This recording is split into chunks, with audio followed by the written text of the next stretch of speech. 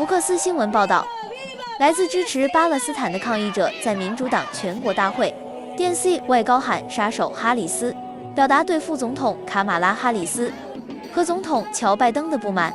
抗议活动吸引了多达10万名反以色列的示威者，导致芝加哥市提前做好安全准备，商家纷纷加固窗户。部分民主党成员因安全考虑使用假名入住酒店。抗议者来自200多个不同团体，包括亲巴勒斯坦的组织，部分团体的立场较为激进。尽管抗议活动在早期阶段较为有序，但执法部门已警告，任何暴力行为将会被立即逮捕。评论员们讨论了这种抗议方式的有效性。抗议者的激进言辞和行为可能会对民主党造成潜在的政治风险，尤其是在即将到来的选举中。Tens of thousands, and we've had at least one estimate from a leader, an organizer, saying that as many as 100,000 anti-Israel protesters are expected to descend on the Democratic National Convention. Of course, we won't know those numbers until it actually begins, but they did have a news conference a short time ago, so we're getting an idea of why the city of Chicago is now bracing for all that anti-Semitism, Jewish hate, to turn violent. Businesses are already boarding up their windows and doors. Democrats reportedly checking into hotels under fake names in fear of their safety. So you've got Democratic voters now hiding. 250 Illinois National Guard men and women are currently on standby in Chicago. Protesters are chanting Genocide Joe, at Joe Biden, and branding Vice President Kamala Harris a, quote, killer. And they're threatening to, quote, bring the war home.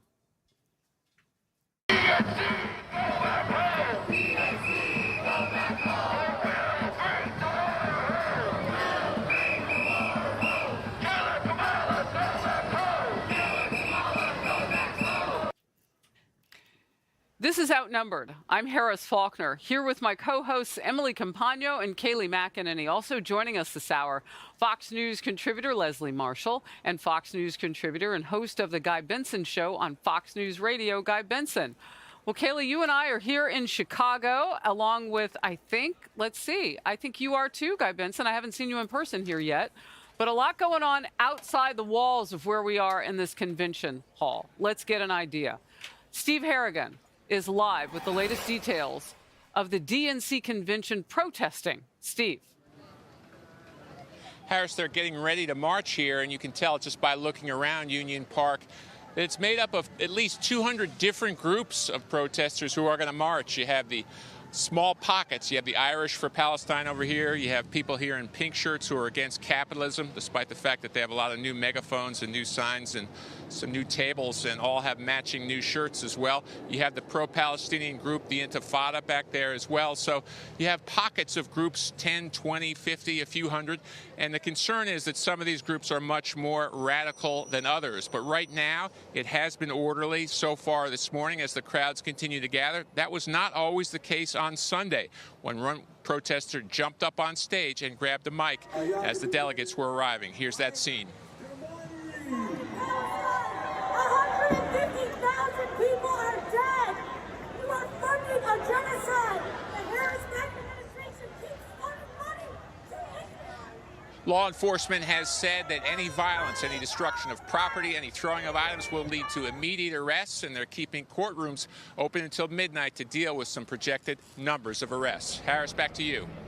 Steve Harrigan, thank you very much. Let's come out to Outnumbered now and our guest, Leslie Marshall. I don't know how, as a Democrat, lawmakers can really defend this. The mayor of Chicago really fomenting the potential danger of all of this with his words. Mayor Johnson, your thoughts?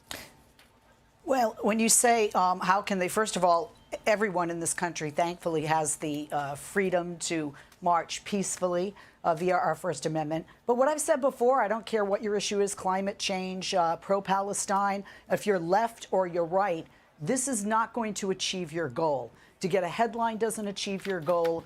To have any chaos, to jump up on stage, as we saw yesterday, that does not get the goal. this is not a, I mean, it's really ignorant and naive to think if you are at a Democratic or Republican convention and you upset that convention, that's going to change the electoral process, that's going to change weaponry or funds going to Israel. What does change is if you have sit-down meetings. What does change is if you have votes and you have certain legislators that you vote for or you vote against. And that's my problem. Well, when you have protests, it doesn't necessarily help you reach your goal, especially when it becomes chaotic and you look so radical and fringe. It doesn't add people to your movement. It actually has people shy away from it. Well, you know what else would maybe change it, Kayleigh? Maybe the vice president who now wants to be president of the United States could sit down for an interview or hold an open news conference and not know who's there and what the questions are in a formal situation and talk about some of these issues. Harris, without a doubt, I mean, bingo, that hits the nail on the head. She's the only one that can thread this needle, and indeed, it's a needle to thread. Look, I mean, it's joyful here, right? We're bringing war to you is one of the chants. From the river to the sea was chanted last night. So much for Kamala's joy. These are not joyful messages. But Kamala's trying to thread the needle. Buried in an Associated Press story was the fact that Kamala just met with the mayor of Dearborn, Michigan. His name is Abdullah Hammoud. He has statements in the past which I view as radical. On October 7th, that horrific day where those hostages were taken, he condemned all violence, but nevertheless said Israel's military occupation makes violence inevitable. I'm not surprised this meeting wasn't on her public schedule, but it was a behind-the-scenes effort to stop what you're watching on your screen. But will these protesters fall in line? More than 100,000 uncommitted voters in Michigan for this very reason. She needs the uncommitted voters to become Kamala voters. How does she do it? It's an impossible task. Wow. So, Kayleigh, I mean, when I hear the words inevitable violence, I mean, that sounds very threatening. And that certainly isn't the peaceful protesting that Leslie Marshall was so right about. Like, we all have the right to do that. She's right. But Killer Kamala? I mean, it just, no matter what your politics are, Guy Benson, this is dirty. It's nasty, potentially dangerous. But we hear crickets from this presidential candidate.